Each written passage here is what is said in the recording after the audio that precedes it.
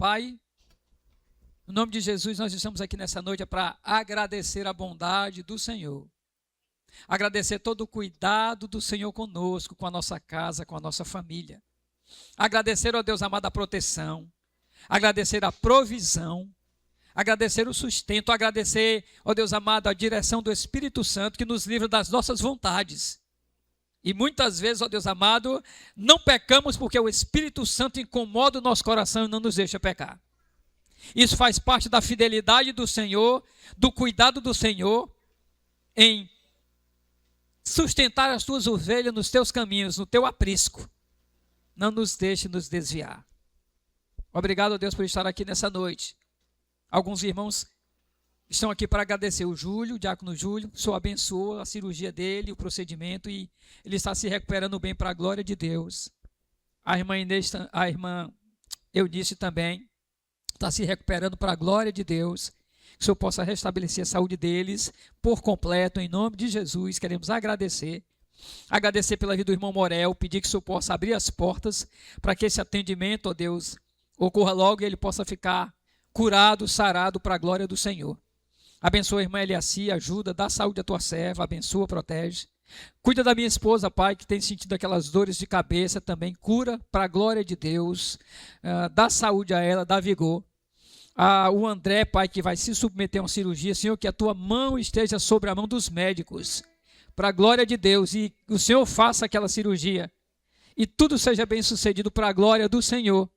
Abençoa toda a tua igreja aqui reunida, abençoa todo o teu povo que veio aqui nessa noite para agradecer toda a bondade do Senhor, agradecer todo o cuidado do Senhor. Abençoa a dona Onia, mãe do presbítero Ademar. Tu sabes da luta que a família enfrenta, mas o Senhor é poderoso para guardar aquela mulher e Deus vai fazer até uma obra no coração e na vida dela. Dá força aos seus filhos nesse cuidado com ela. Abençoa a nossa irmã Rita, abençoa o nosso irmão Cleano, da saúde, a nossa irmã Inês, a nossa irmã Maria Luísa, a irmã Vilma. Cura, Pai, para a glória de Deus a tua serva, cura. Abençoa a irmã Alice, renova as forças, dá vigor. Senhor, em nome de Jesus, abençoa a Janaína, restabelece por completo a saúde do Léo que está conosco, e toda a tua igreja seja abençoada. Pai, se esquecemos algum nome, o Senhor não me esquece. O Senhor sabe da necessidade de todas as pessoas.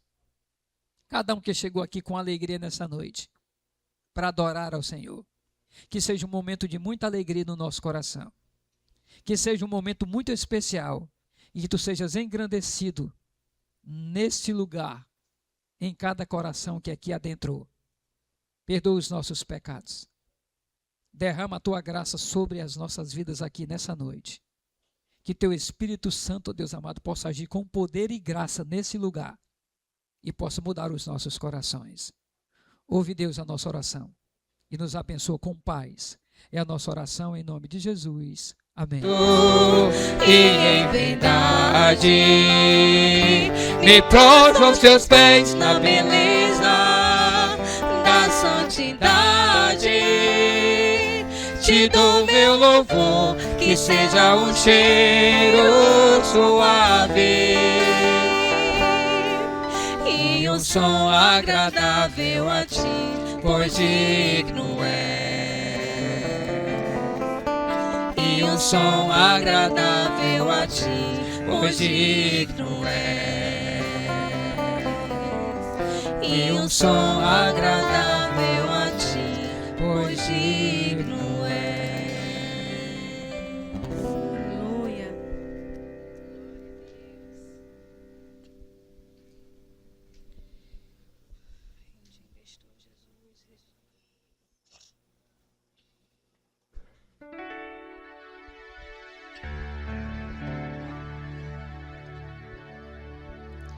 Toma-me, rendido estou aos pés da cruz, me encontrei,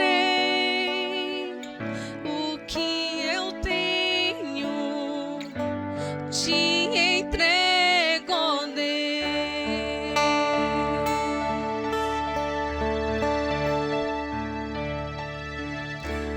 Vem limpar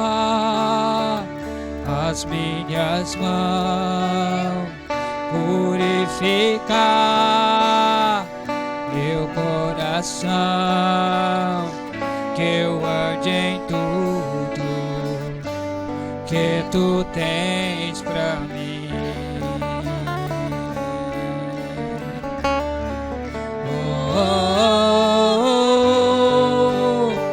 Eis-me aqui, rendido estou.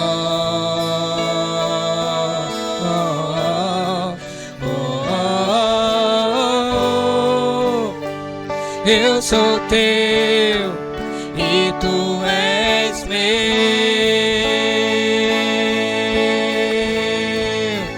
Jesus.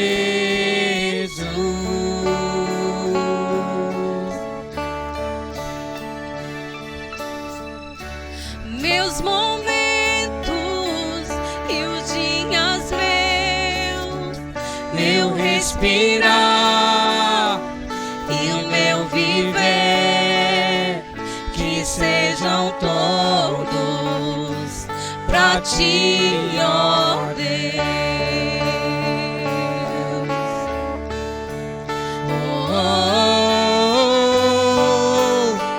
Eis-me aqui, rendido estou.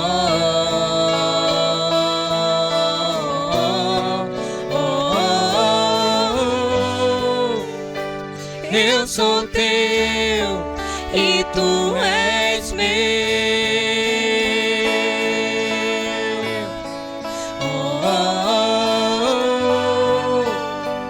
Eis-me aqui, rendido estou.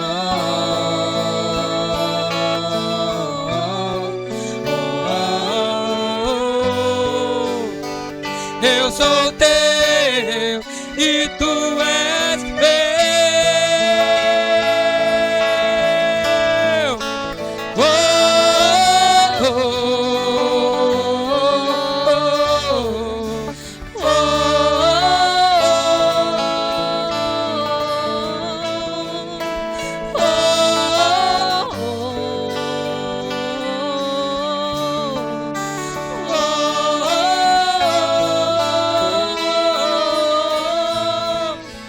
Minha vida dou a ti, Senhor, rendido a ti estou, e pra sempre cantarei. Faz em mim o teu querer. Minha vida dou a ti, Senhor, rendido a ti estou, e pra sempre cantarei. Faz em mim o teu querer.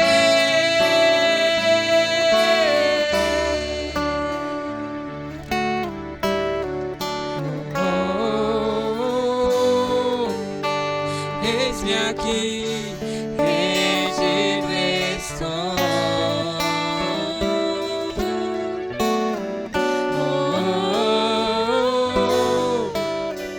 Eu sou teu e tu és meu.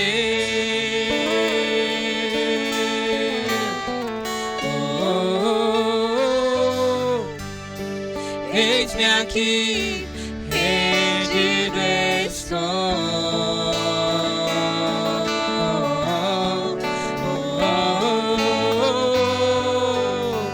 Eu sou teu e tu és meu.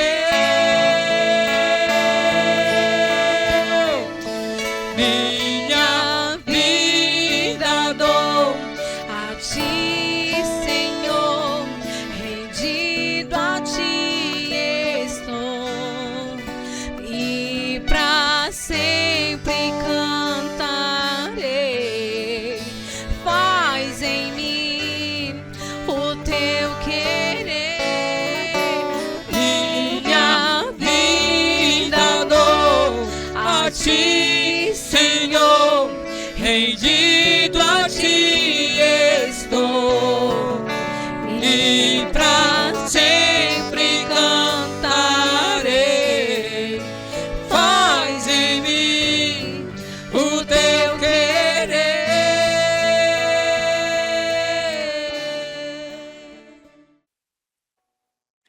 Irmãos, esse é um momento muito especial, o momento da ceia.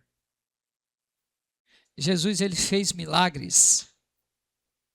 E quando ele fazia milagres, não importava se a pessoa era justa ou não, se era, vamos atualizar a expressão, se era crente ou não, ele fazia milagres. Ele curava. E curou a todos, justos ou não, bons ou não, ele curou a todos. Mas quando ele foi ministrar a ceia, ele só chamou os discípulos. Na verdade, biblicamente falando, os apóstolos. Ele só chamou discípulos para a ceia. Ele não chamou a todos. Porque a ceia é um privilégio especial para quem faz parte do corpo de Cristo. Não são todas as pessoas que participam da ceia. É possível que você esteja aqui, até conosco hoje aqui, e ainda não participe da ceia. Porque você ainda não faz parte do corpo de Cristo. E pode até fazer, por já ter aceitado a Jesus. Mas ainda não fez a sua profissão de fé e não foi batizado ainda. É possível. Mas a ceia é um privilégio daqueles que fazem parte do corpo de Cristo. Por isso que você está aqui, como já foi dito, essa mesa não é a mesa dessa igreja. Não é a mesa da Igreja Presbiteriana do Brasil. É a mesa daqueles que são salvos, dos que foram lavados, foram comprados pelo sangue do Cordeiro, aqueles que professaram publicamente a sua fé, e aqui não importa a sua denominação, se você é assembleiano, se você é da congregacional, se você é metodista, não importa. Se você professou a sua fé publicamente, aceitou a Cristo como Senhor e Salvador, já foi batizado na sua igreja, você é apto a participar da ceia. Mas essa ceia é especial para quem? Para os que já são discípulos de Cristo. E glória a Deus que nós temos muitos discípulos aqui conosco. Então Jesus, ele ministrou a seus discípulos, aos apóstolos. Paulo reescreve, o que tem lá nos evangelhos, e ele diz, porque eu entreguei aquilo também recebi. Que na noite em que ele foi traído, ele tomou o pão e deu graças e repartiu. Ele também pegou o vinho e repartiu com os discípulos. Isso representando o corpo de Cristo. O corpo era o pão, o vinho era o sangue que seria derramado. Mas na ceia, há 4 visões que eu queria falar para vocês nessa noite que a gente tem que ter dessa ceia. 4 visões. Quando a gente participa da ceia, a gente olha para trás. A gente olha para o nosso passado. A gente olha para quem nós éramos e olhamos para trás, que lá na cruz do Calvário foi sepultado com Jesus, foi morto com Jesus, o velho homem e a velha mulher que está aqui. Nós fomos sepultados com Cristo. A Bíblia diz que se com ele nós fomos sepultados, com ele também nós ressuscitaremos. Ou seja, eu estou aqui, você está, mas o nosso velho homem e a velha mulher foram sepultados em Cristo Jesus. Então olhamos para trás para isso. Nós olhamos para dentro de nós. Nós podemos olhar para o irmão, ver o irmão, até ter um julgamento do irmão, até fazer algum tipo de juízo sobre ele, mas, na verdade, nós não podemos examiná-lo. E nem julgá-lo, porque nós não somos juízes. Mas nós podemos examinar a nós. E só podemos examinar a nós mesmos. Nós não podemos examinar mais ninguém. E esse exame do texto fala nisso. Examine-se, pois, o homem a si mesmo. Esse exame é para mim e esse exame é para você. Olhar para dentro de nós e olhar a nossa vida. Como é que está a minha vida com Deus? Como é que está meu relacionamento com Deus? Como é que anda o meu comportamento, a minha atitude? Como é que anda a minha vida? Como é que eu tenho andado? Como é que eu tenho estado? É um exame pessoal. E é interessante que esse exame ele não é excludente. Ele é includente. Examine-se, pois, o homem a si mesmo e coma do pão e beba do cálice. Não é para se examinar e se excluir. Porque quando nós nos examinamos e nos excluímos, dizemos assim, não, eu estou em pecado, eu não vou participar da ceia. Nós estamos falando que nós naquele dia nós também não vamos participar da ceia. Porque o sacrifício da cruz do Calvário eliminou qualquer atitude minha de pagar o meu pecado, que jamais poderia acontecer. Então, quando eu digo, não, eu me examinei e eu acho que eu não estou apto a participar da ceia. O exame não é para excluir. Examine-se, pois, o homem e a mulher a si mesmo e coma. Esse exame é pessoal, mas não é para a gente ser excludente. É para a gente ser incluído. Examine-se. confesse o pecado e coma o pão e beba o cálice. Mas a gente não olha só para dentro de nós. A gente olha também para o futuro. A Bíblia diz o quê? Jesus fala o quê? Coma do pão e beba do cálice. Até aquele dia em que eu hei de beber novo convosco. Então essa visão também nos leva para o futuro. Um dia nós estaremos com ele. Um dia nós vamos celebrar a ceia, como mencionado aqui, com o Cordeiro. As bodas do Cordeiro. Será o encontro da igreja com o noivo. A igreja noiva com o noivo. E haverá as bodas. Naquele dia nós nos encontraremos com Cristo. E participaremos da ceia. Mas também nós precisamos olhar para o lado. Olhar para o irmão, olhar para a irmã. Ninguém aqui é melhor do que ninguém. Eu não sou melhor do que ninguém. Você não é melhor do que ninguém. Ninguém é maior do que ninguém no corpo de Cristo. Também ninguém é menor do que ninguém. Examinar-se é olhar para o lado e ver o irmão e ver a irmã como irmão, como o corpo de Cristo. Por isso que Paulo diz, examine-se o homem a si mesmo. Porque ele diz, aquele que come e bebe sem discernir o corpo de Cristo, o irmão tem defeito, você também tem defeito, eu tenho defeito, todos nós temos. Mas o que nos une não são as nossas virtudes, não são.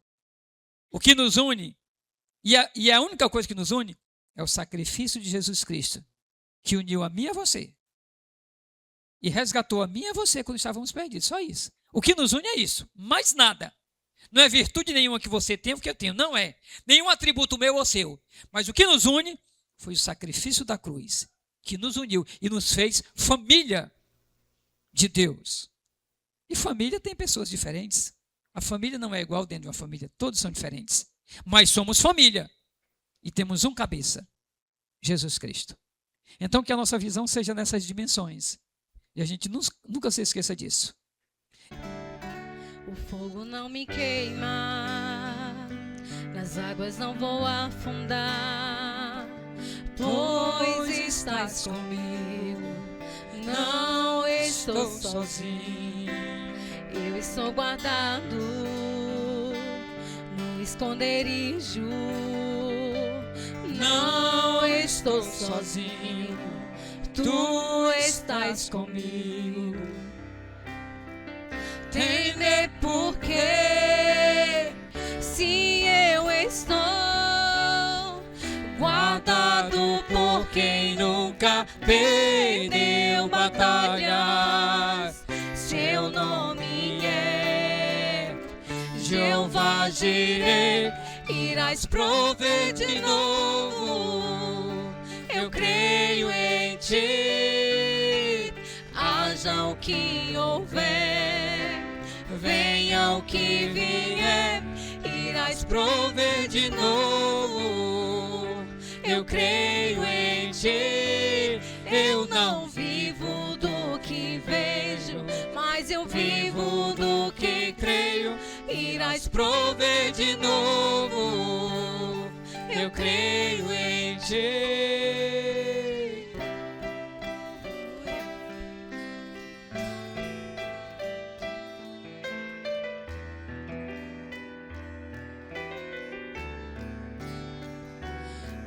Não me queima, nas águas não vou A igreja diz bem forte, pois estás comigo, não estou sozinho, eu estou guardado no esconderijo.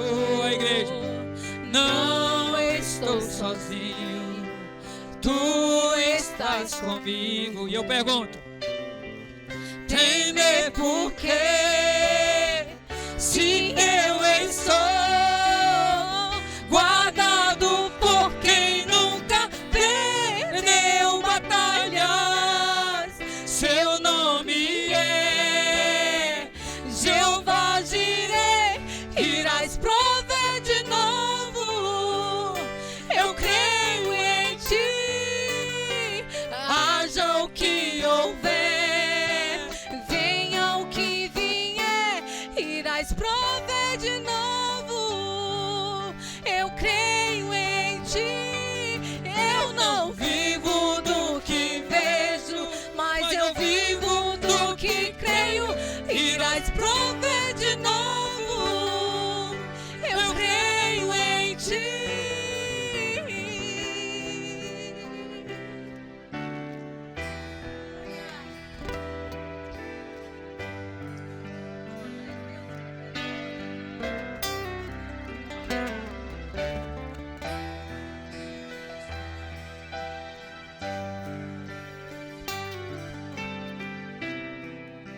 Diga conosco. A tempestade e o vento forte não vão roubar a minha fé em ti, meu Deus.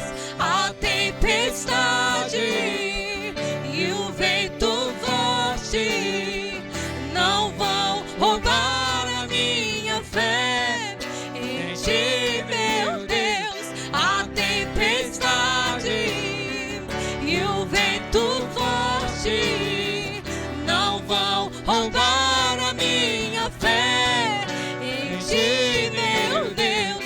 A tempestade e o vento forte não vão roubar a minha fé em ti, meu Deus. Em ti, meu Deus.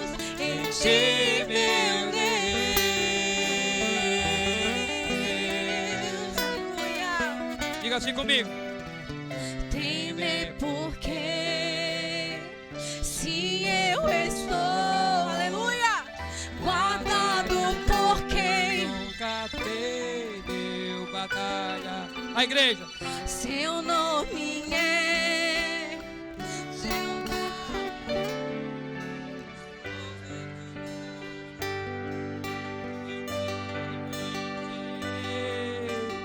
haja o que houver e venha o que vier, irás Prover de novo.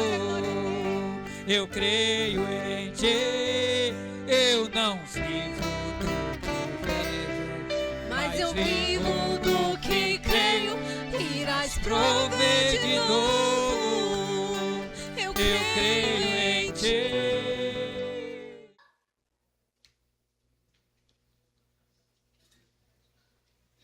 Irmãos e irmãs, vamos abrir as nossas Bíblias no Evangelho segundo escreveu Lucas, no capítulo 4.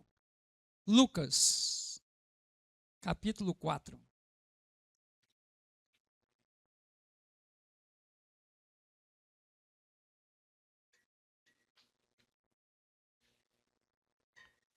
Lucas, capítulo 4.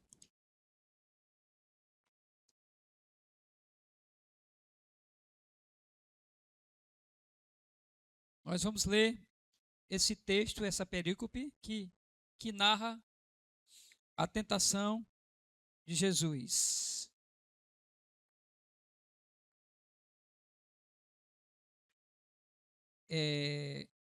Lucas 4, de 1, a gente vai ler até o versículo 13.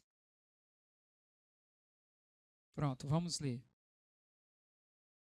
Quando eu olho assim, irmão, de vez em quando é só para confirmar se a versão é a versão que está na minha Bíblia, e aqui eu acho melhor quando eu preparo o sermão, porque às vezes, quando a gente está preparando o sermão, tem uma versão que mudou uma palavrinha e pode assim implicar naquilo que eu quero transmitir para a igreja. Não que a outra versão não tenha validade, tem, mas para aquilo que eu quero pregar, eu gosto que seja a versão que eu preparei a mensagem. E essa aqui é a versão. Vamos ler todos juntos? Jesus, cheio do Espírito Santo, voltou do Jordão e foi guiado pelo mesmo Espírito no deserto. Durante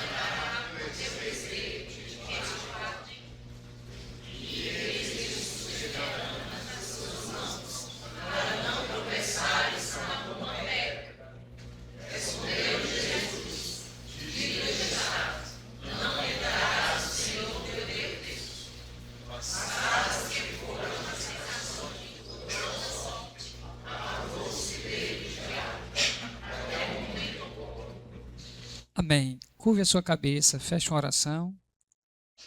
Tá bom? O nosso irmão Júlio vai quebrar o silêncio orando por mim e para que Deus fale ao coração da igreja. Feche seus olhos.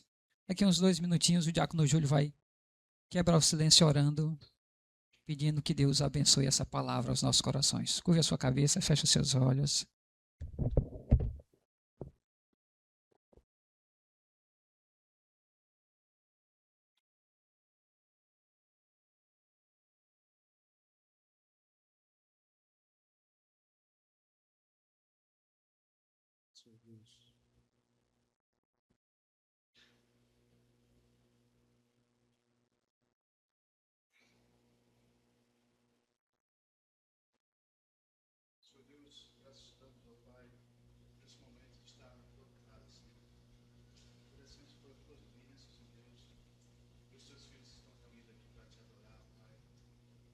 Nesse momento, Pai, eu te peço pela vida do pastor.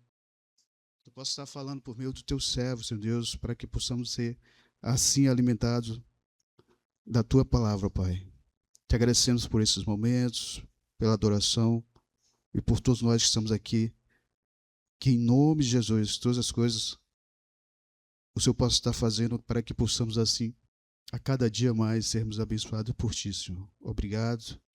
E por tudo eu te agradeço, Pai. Em nome de Jesus, abençoa o pastor nesse momento, momento da palavra. Em nome de Jesus, amém. Amém. Glória a Deus. Irmãos, esse texto que nós lemos de Lucas, ele tem um paralelo. Ou seja, existe um texto com a mesma narrativa, está lá em Mateus capítulo 4, de 1 a 11. A única diferença desse texto de Lucas para o texto de Mateus é que a primeira tentação, que é a do pão, é comum. Tanto Lucas narra que a primeira tentação é que ele transforme as pedras em pães. A primeira tentação é narrada por Lucas, é essa, e a primeira tentação narrada por Mateus também é essa. A segunda tentação, em Lucas, como nós vimos, é que ele mostra todos os reinos e diz assim para Jesus: se tu quiseres toda essa glória, eu te darei se prostrar e me adorares. Só que em Mateus, a segunda tentação não é essa. A segunda tentação, segundo a narrativa de Mateus, é Jesus é levado a um pináculo e é dito para ele: se você é filho de Deus, você pode se jogar aí que aos seus anjos Deus dará ordem para que não tropece em alguma pedra. Ou seja, ele vai guardar você se você se jogar. Em Lucas, essa é a terceira tentação. Em Mateus, essa é a segunda. A terceira de Mateus qual é? É a segunda que é em Lucas, ou seja, há uma inversão entre a segunda e a terceira, tanto de Lucas como de Mateus. Há uma inversão dela. A pergunta é: pastor, qual é a ordem? Irmãos, eu acho que só no céu nós vamos descobrir qual é a ordem correta. Porque tem essa narrativa nos dois textos, não dá para a gente descobrir, nenhum teólogo vai conseguir descobrir qual foi a tentação, qual é a ordem. Nenhum. Porque um narra de uma ordem e o outro narra na outra ordem. Por que, pastor, que narraram em ordem diferente? Eu acho que porque cada escritor quis colocar uma ordem de gradação de tentação, considerando que a maior tentação, por exemplo, ser provado para transformar pão em pedra é uma. Eles consideraram que é, de fato. A segunda, alguém achou que a segunda tentação seria ser atirado do pináculo, que a maior seria todos os reinos da terra. O outro considerou não. A segunda é os reinos da terra e a terceira é ser atirado e ser seguro. Eles consideraram a ordem de gradação pessoal. Mas a verdade é que as tentações, as narrativas, elas não se excluem. Houve essas 3 tentações. A ordem exata, nós não sabemos. Porque um narra de uma forma e outro narra de outra forma. Mas isso não implica na verdade da Bíblia. Pode alguém polemizar contra isso, vai dizer que ela se contradiz. Não, cada um escolheu a narrativa na ordem. É possível que algum encontrasse alguém que narrasse e dissesse: não, a transformar o pão a pedra em pão foi a terceira narrativa. É possível? É. Alguém poderia ter considerado isso. Mas o texto bíblico não é anulado porque houve uma inversão só nas narrativas. Não tem nulidade no texto bíblico. E tem validade, porque é verdade absoluta. Tá bom? Por que então que o pastor escolheu Lucas e não Mateus, se a tentação é igual? Porque para o que eu quero pregar, para o que eu quero falar para a igreja, Lucas é melhor. Se encaixa melhor no que eu quero pregar para a igreja. Eu quero falar para a igreja. Por isso que eu escolhi o texto de Lucas. Tá bom? Agora deixa eu falar outra coisa, a guisa de introdução. Jesus não começa com milagres. Jesus começa com tentação. A prioridade nos evangelhos não é milagre de Jesus, mas tentação. Para abordar, para mim e para você, que os milagres acontecem na nossa vida. Mas o que vem mais sobre a nossa vida são as tentações, mais do que os milagres. Embora todo dia aconteça um milagre na minha vida, na sua vida, porque só o fato de acordar já é um milagre, perfeito. Mas nós somos tentados de todas as formas. Então, existe muita tentação na nossa vida. A Bíblia diz que Satanás é como um leão em derredor de nós, rugindo, tentando nos estragar, nos fazer pecar, através das tentações. Ele nos tenta fazer. E o diabo, ele é tão sutil que ele, na tentação, ele vai pegar aquele que for o mais fraco, que estiver mais fraco. Saiba disso, igreja. Na tentação, quem cai é aquele que está mais fraco. Se eu cair na tentação, é porque eu fraquejei em algum momento da minha vida e eu deixei de alimentar áreas da minha vida que me fortaleceriam no combate àquela tentação. Então, Jeremias diz, se nós temos que nos queixar de algumas coisas, queixemos dos nossos próprios pecados. Não de Deus. Então, Satanás, ele vai investir contra mim, contra você, sem parar. Se ele investiu contra Jesus, gente, que ele sabia que era o Filho de Deus, ele não vai investir contra mim, contra você?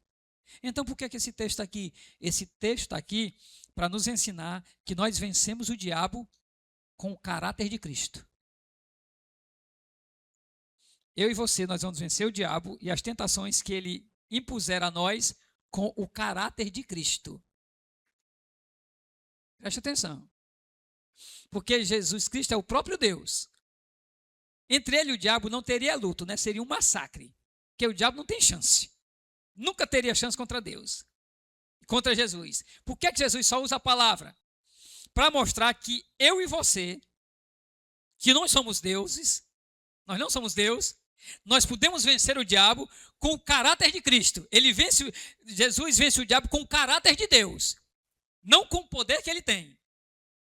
Ele teria poder para dizer, Satanás, sai daqui que você não dá nem para comer comigo. Ele poderia dizer. Você não dá nem para comer comigo. Ele poderia dizer isso. Mas por que ele não diz? Para mostrar que apenas, e se nos esforçarmos e buscarmos uma vida com obter o caráter de Cristo, nós conseguiremos vencer o diabo. Você vai vencer o diabo, eu vou vencer o diabo como? Com o caráter de Cristo. E qual é o caráter de Cristo? A obediência à palavra de Deus. Qual é o caráter de Jesus Cristo? Ser obediente à palavra de Deus. Em outras palavras, Jesus está dizendo assim para Satanás, lá na tentação. Satanás, eu não vim aqui para lutar com você e para mostrar para você que eu sou Deus, porque você é fraco. Eu vim aqui à terra para ser obediente ao Pai. Foi para isso que Jesus veio. Eu vim para quê? Para obedecer ao Pai. Foi para isso que eu vim. Não foi para mostrar minha autoridade e o meu poder. Não foi. Porque se fosse, eu diria, sai daqui, mandava você logo para o inferno. Mas não foi. Eu vim aqui, estou aqui, para tão somente ser obediente ao Pai.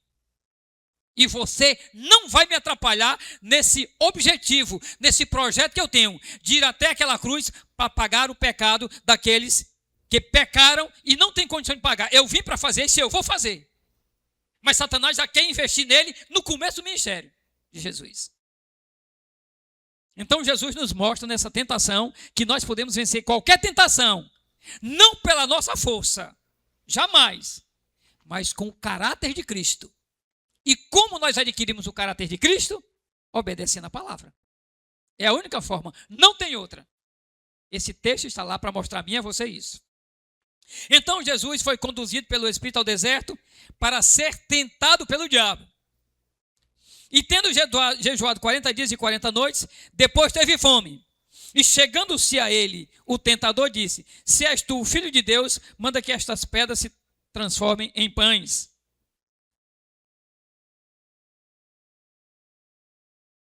O texto nos diz, tendo jejuado 40 dias e 40 noites, Jesus teve fome. O texto não diz que o diabo apareceu no início, quando Jesus entra no deserto.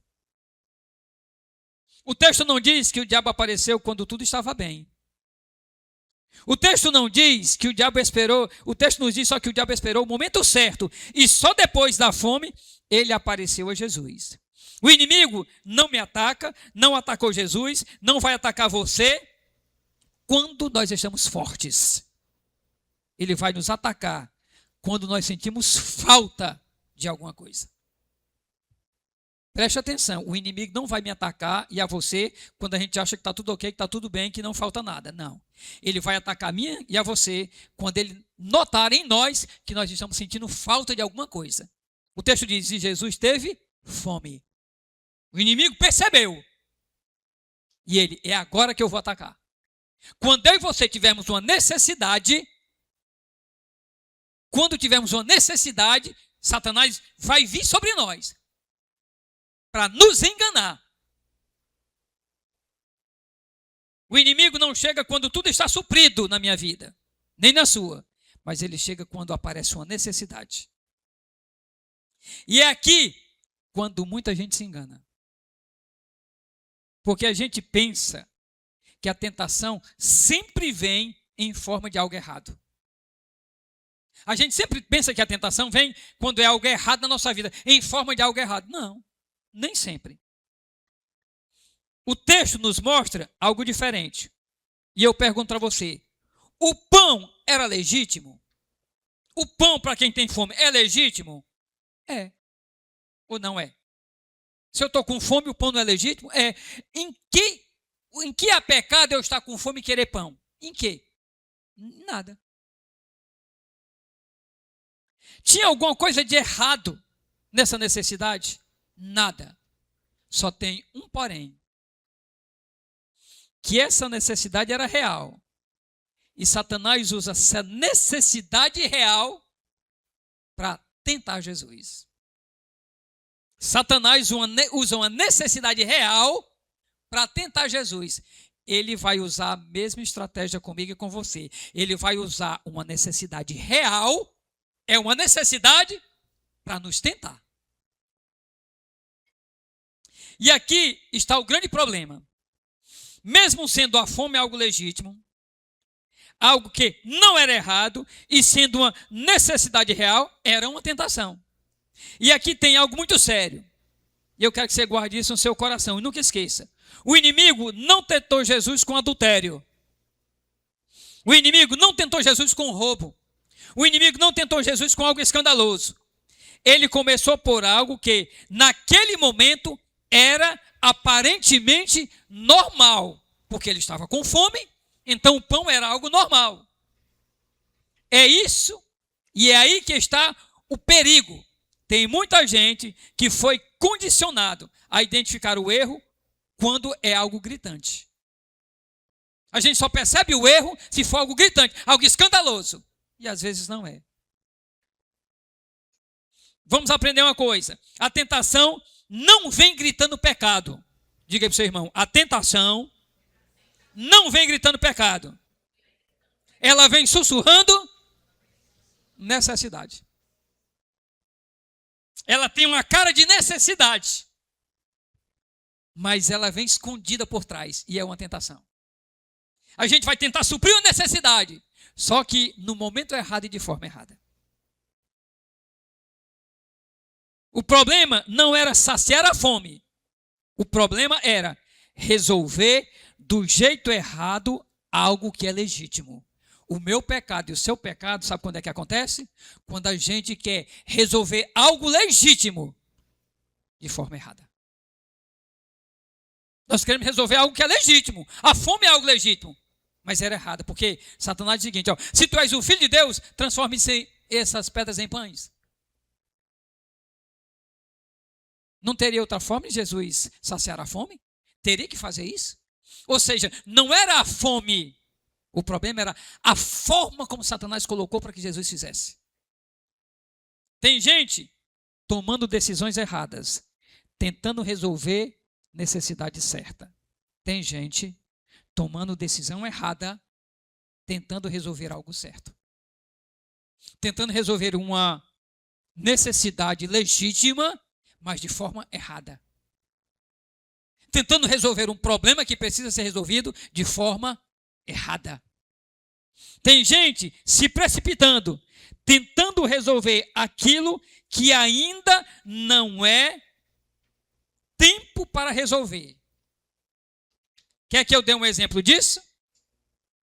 Quer que eu dê um exemplo disso bem tranquilo?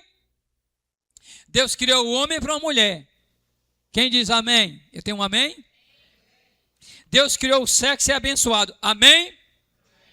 Mas o jovem ter intimidade com a mulher antes de casar, o sexo é lícito, o sexo é uma necessidade, mas antes de casar, ele é legítimo?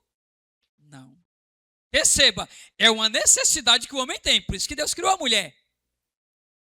É algo legítimo, mas antes do casamento, não pode. Então, é algo que é legítimo, mas na hora errada. É uma necessidade do homem e da mulher? Sim, mas ela não pode ser suprida na hora errada, nem da forma errada. Não pode. Nós precisamos entender aqui nessa noite que nem tudo que é legítimo é lícito naquele momento. O que é que Paulo diz? Todas as coisas eu posso, mas nem tudo me convém. Há um freio. E a gente tem que ter cuidado, porque a tentação ela aparece assim na vida da gente. É uma necessidade, é algo legítimo que deve ser suprido, só que a gente faz a coisa de forma errada.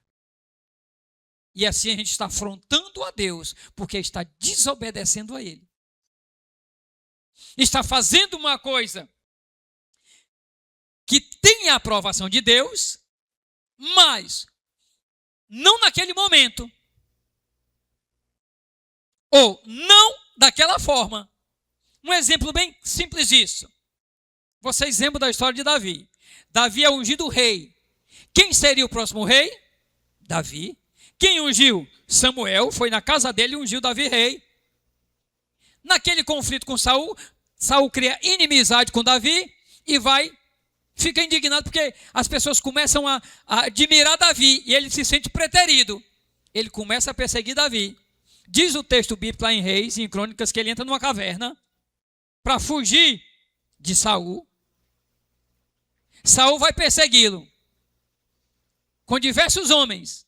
Sente sede, sai de perto dos homens, entra na caverna para beber água, onde Davi está lá atrás com os bandidos, com os soldados, com uma espada. O soldado diz, está aí, Deus não disse que te entregaria os teus inimigos nas tuas mãos, Davi? Está aí, Saul. O que é que Davi diz?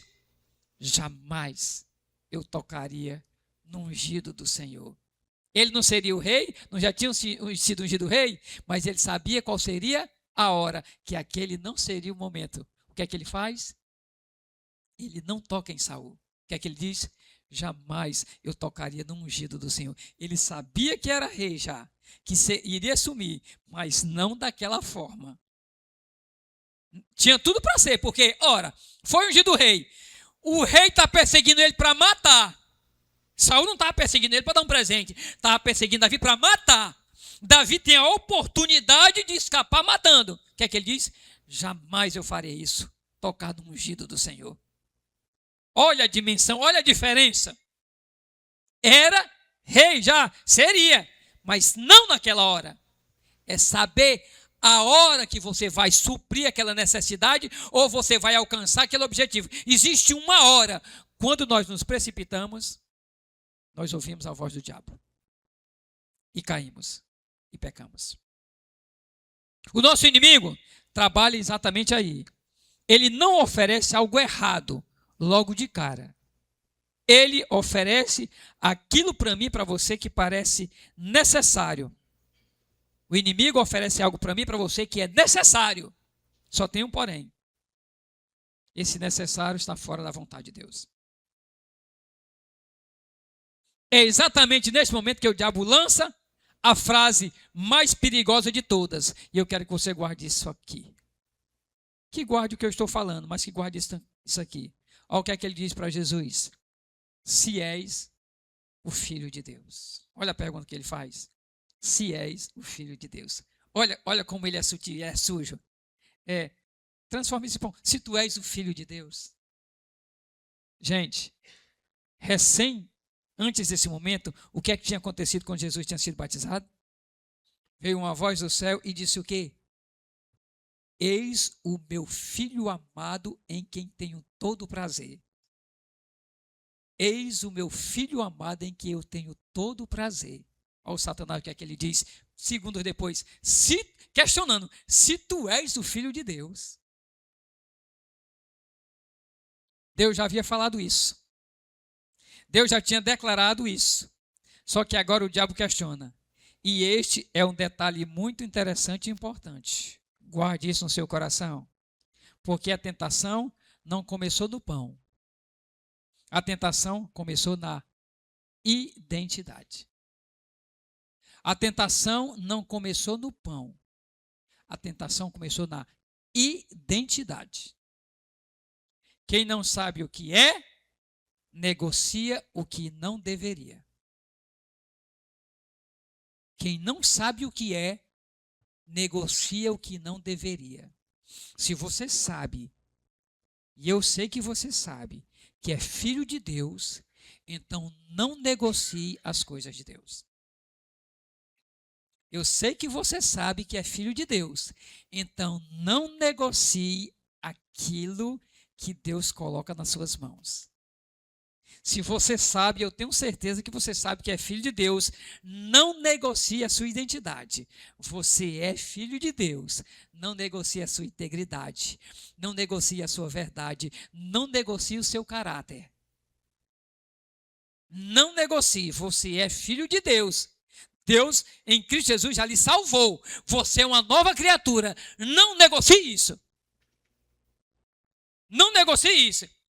Se tu és o filho, olha o questionamento com Jesus, ele fazendo, se tu és o filho de Deus, querendo negociar a identidade, Jesus diz, não, eu sou o filho de Deus sim, e eu não tenho dúvida. Não tenho dúvida que sou o filho de Deus. Quando a tentação vier sobre a minha vida e sobre você, nós temos que falar isso. Eu sou filho de Deus. Eu sou templo do Espírito Santo. Eu vou agradar a Deus e não ao inimigo de Deus. Eu vou agradar a Deus, porque a minha vida e a sua é para glorificar a Deus, não ao inimigo dele.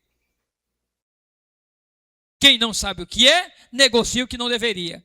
Quem não está firme, preste atenção, ainda na identidade. Quem não está firme no que Deus falou, começa a testar, começa a provar.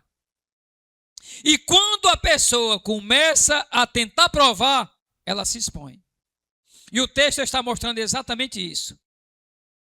Uma necessidade legítima, uma proposta aparentemente normal, um questionamento na identidade, e tudo isso para quê? Para tentar tirar Jesus do lugar onde Deus estabeleceu. Por que é que Satanás entra com tentação na minha vida e na sua vida? Para nos tirar do lugar que Jesus nos colocou. Porque ele sabe que ele nos colocou num lugar maravilhoso e precioso. Satanás vai ficar tentando nos tirar desse lugar e desse caminho. Não esqueça disso. Ele vai ficar tentando tirar eu e você desse caminho precioso. Como? Usando a nossa necessidade, algo legítimo, para que a gente faça de forma errada. Para que a gente supra a necessidade de forma errada ou no momento errado.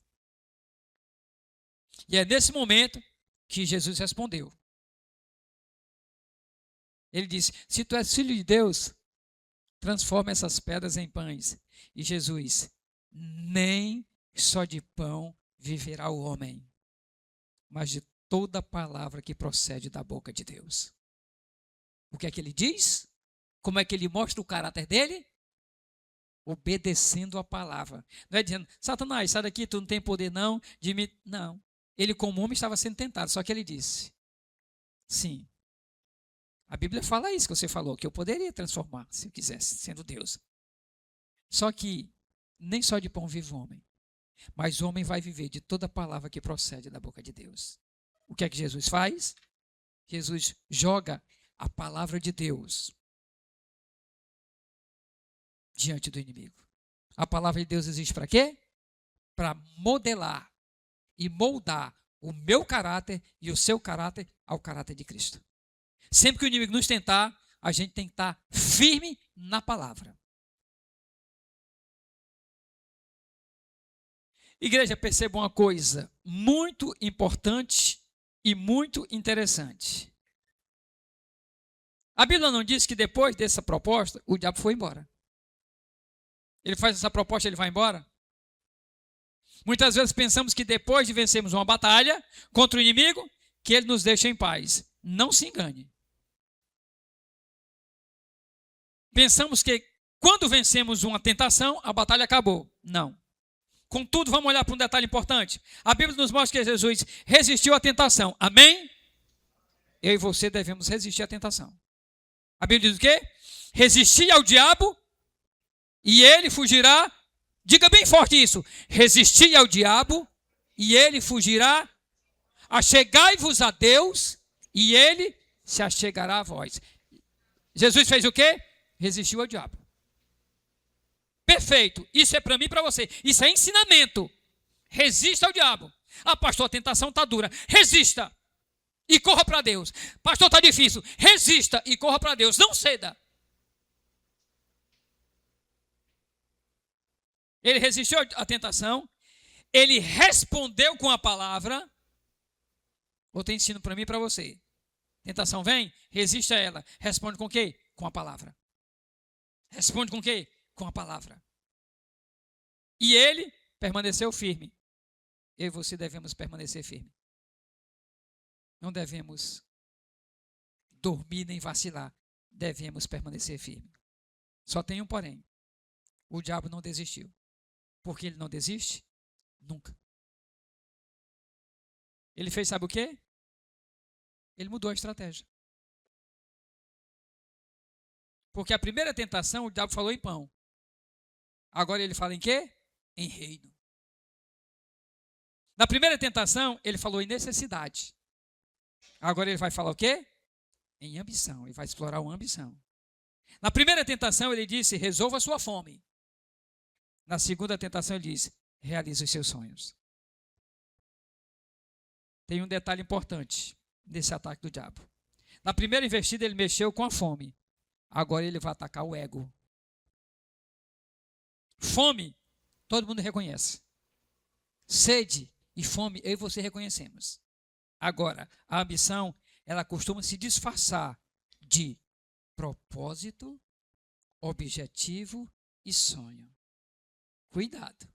Ele atacou algo que é legítimo, que é uma fome, que a gente nota logo. Mas agora ele foi para outro ângulo. Ele foi agora para uma ambição, ele foi para o ego. A ambição, ela pode se disfarçar de propósito, de objetivo e de sonho. Eu posso e devo sonhar, e você também. Mas cuidado com os seus sonhos. Porque se esse sonho afastar você de Deus, cuidado com como você busca realizar esse sonho. Você está buscando realizar esse sonho e a busca por esse sonho está lhe afastando de Deus? A Bíblia diz que o diabo mostrou para Jesus todos os reinos do mundo. Ele não mostrou corrente. O diabo não mostra algo feio para mim e para você. Ele não mostrou destruição. Ele não mostrou ruínas. Ele não mostrou fracasso. Ele não mostrou sofrimento. Ele mostrou o quê? Glória. Ele não mostrou corrente, dor, sofrimento, nada. O texto diz que ele mostrou para Jesus todos os reinos. Ele mostrou glória. Ele não mostrou nada feio. Ele não mostrou lá. Jesus, olha ali aquele povo passando necessidade e fome. Ele não mostrou. Olha aquele povo ali vivendo em guerra. Ele não mostrou. Olha aquele povo sendo destruído. Ele não mostrou. Ele mostrou o quê? Todos os reinos do mundo. E disse o quê? Eu vou te dar isso. Ele mostrou a glória. É isso que ele faz comigo e com você. Ele mostra as coisas boas. Por quê que ele mostrou só isso? Diga para o seu irmão. Porque o inferno, diga para o seu irmão. Porque o inferno nunca vem do inferno. O inferno nunca vem do inferno. O inferno nunca vem de destruição. O inferno nunca vem do inferno, ele vem de vantagem. O inferno nunca vem de destruição, ele vem de oportunidade. O inferno nunca mostra queda, ele mostra subida. Toda tentação vem com a embalagem bonita. Toda tentação vem parecendo que é uma oportunidade imperdível. E foi exatamente isso que aconteceu com Jesus, e é exatamente isso que acontece na minha vida e na sua vida. Hoje, o diabo nos tenta. O diabo, ele apresenta uma proposta. O diabo, ele apresenta uma oportunidade para mim e para você. Contudo, tem um detalhe que muita gente não percebe ou despreza. Essa proposta, ela tem uma fatura escondida. Essa proposta tem uma nota promissória escondida, assinada por você, se você aceitar. Essa proposta tem um documento que comprova que você aceitou, está escondida quando você aceita.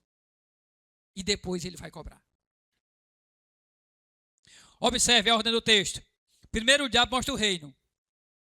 Depois ele mostra o quê? A glória. Depois ele mostra o quê? A autoridade. Tudo isso te darei. E só depois vem a condição. Só depois vem a nota fiscal. Tudo isso te darei, se prostrado me adorares. Olha a nota fiscal. Olha o valor, olha o preço. A cláusula vem depois. O preço vem depois. Igreja, isso é um alerta. Preste atenção. Às vezes você está sendo tentado e o diabo está usando uma necessidade sua e você está sendo tentado para suprir aquela necessidade. Porque talvez seja de forma errada, seja no momento errado. E você está querendo suprir aquela necessidade, que ela é legítima. Deus não tem nada contra aquela necessidade, mas a forma como você está querendo suprir, a hora que você está querendo suprir, diante de Deus é ilegítima. Não agrada a Deus. O diabo faz isso. Ele primeiro vende um produto, depois ele apresenta a nota fiscal. O diabo continua usando essa estratégia nos dias de hoje. Sabe por quê?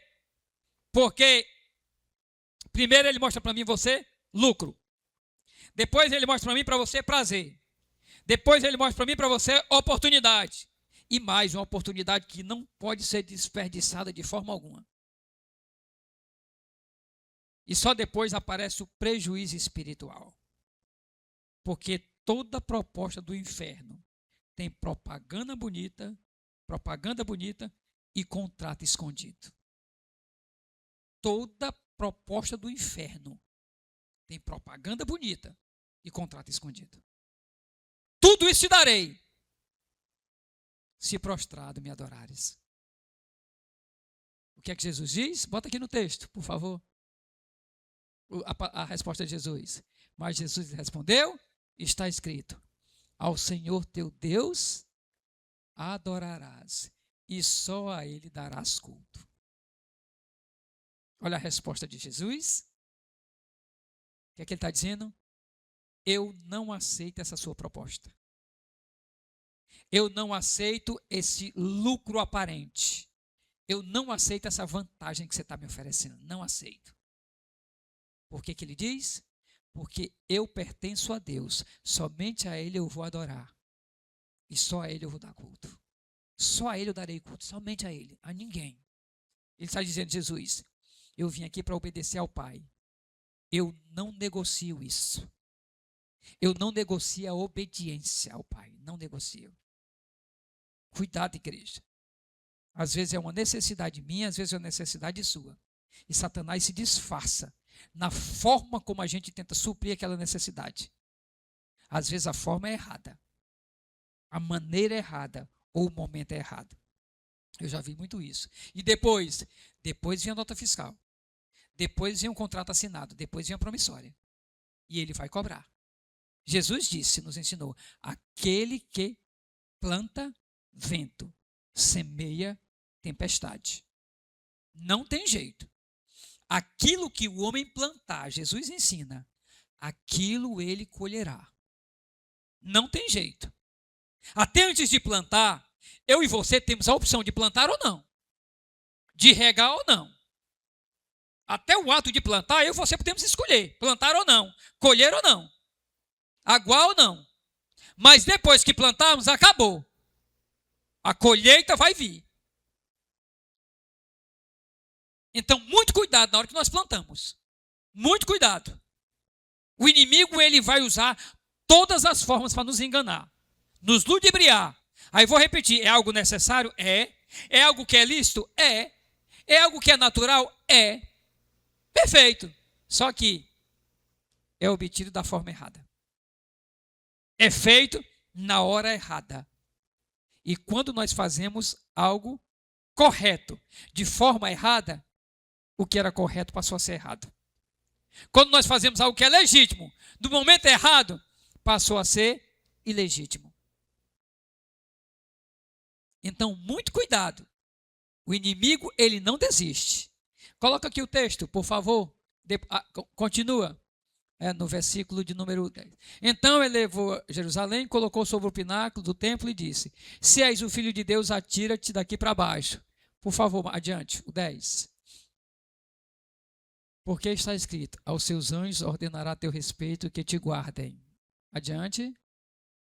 E eles se sustentarão nas suas mãos, para não tropeçares em alguma pedra. Ele estava querendo, olha, era Jesus. Ele estava querendo falar a palavra para Jesus, só que querendo dar um sentido de interpretação da palavra de forma errada. Ou seja, ele estava dando a palavra a Jesus, era a palavra, literalmente o texto está assim? Está. Só que a forma como ele dá o texto, ele está insinuando uma interpretação do texto errada. A forma como ele apresenta e a hora que ele apresenta, ele está dando uma interpretação errada do texto. Aí Jesus corrige essa interpretação. Vai adiante, por favor. Respondeu Jesus: dito está, não tentarás o Senhor teu Deus. Ou seja, isso está escrito. Mas isso não é como você está dizendo. Isso está escrito, mas isso não deve ser entendido como você está querendo que eu entenda. Isso está sendo dito numa forma e de maneira diferente. Mas independente do que você está dizendo, existe algo que me fortalece, que a Bíblia também fala, que ele vai me proteger se eu precisar. Mas ela diz: contudo, não tente ao Senhor teu Deus. Não tente a Deus. Não queira. Na verdade, essa tentação é uma forma de você provar Deus duvidando dele. A Bíblia, mas pastor, a Bíblia não diz para a gente fazer prova de Deus? Perfeito, diz. Diz para fazer prova de Deus? Diz. Mas fazer prova com confiança. Não fazer prova duvidando dele no sentido seguinte: eu vou fazer, mas eu sei que ele não faz. Não. Fazer prova é confiar nesse Deus. Fazer prova é: se eu vou fazer isso, eu quero ver o teu poder e a tua ação. É diferente. Ele diz: não tentarás o Senhor teu Deus. Cuidado. Como é que você faz prova de Deus? Cuidado. Devendo fazer prova, e a Bíblia diz, Deus diz: provai-me nisso. Diz. Mas quando ele diz provai-me nisso, ele não diz para nós fazermos nada errado. Ele diz ao contrário, para a gente ser obediente e continuar a fidelidade. Cuidado, o diabo não desiste de agir contra a minha vida e contra a sua. Ele agiu contra Jesus, não vai agir contra a minha vida e contra a sua? Cuidado.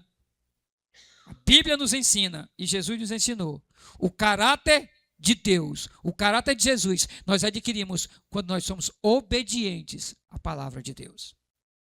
Aqui é a palavra de Deus, para eu e você obedecermos. Cuidado com as necessidades que são legítimas. Cuidado com a ambição que é até normal você ter, e eu também ter. É normal que tenhamos. Mas cuidado com a forma como nós lutamos por isso ou como nós buscamos isso. Cuidado. O inimigo, ele é sujo. Ele não vai chegar com um pecado escandaloso na sua frente. Ele vai chegar com algo que é necessário. Algo que você precisa. E de uma forma sutil, ele vai tentar ludibriar você e a mim, para que a gente busque aquilo que é necessário, mas de forma errada. Ou busque aquilo que é legítimo, mas no momento errado. Amém? Curve a sua cabeça, feche os seus olhos. O Ministério de Louvor vem aqui, por favor.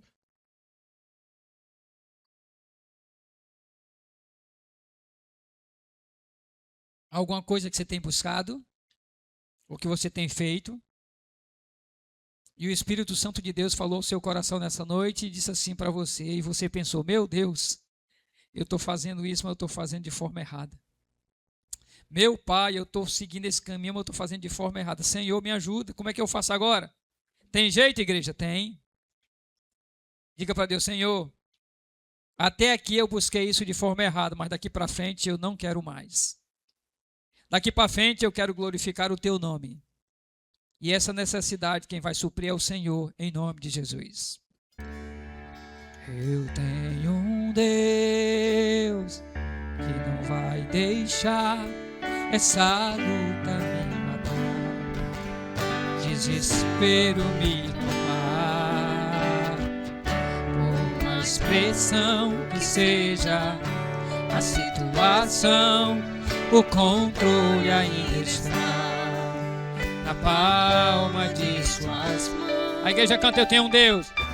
Eu tenho um Deus que não vai deixar essa luta me matar, o desespero me tomar, por mais pressão que seja a situação, o controle ainda está na palma de suas mãos.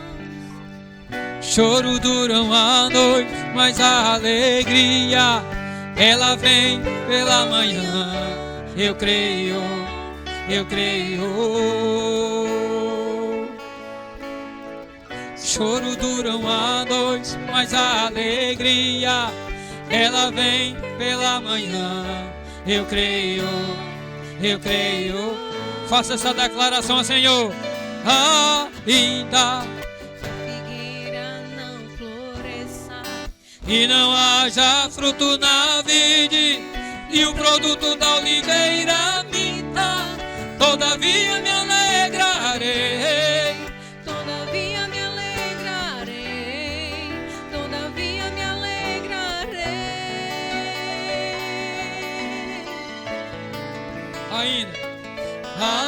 Ainda que a figueira não floresça Que não haja fruto na vide e o produto da oliveira minta, todavia me alegrarei. Todavia me alegrarei, todavia me alegrarei.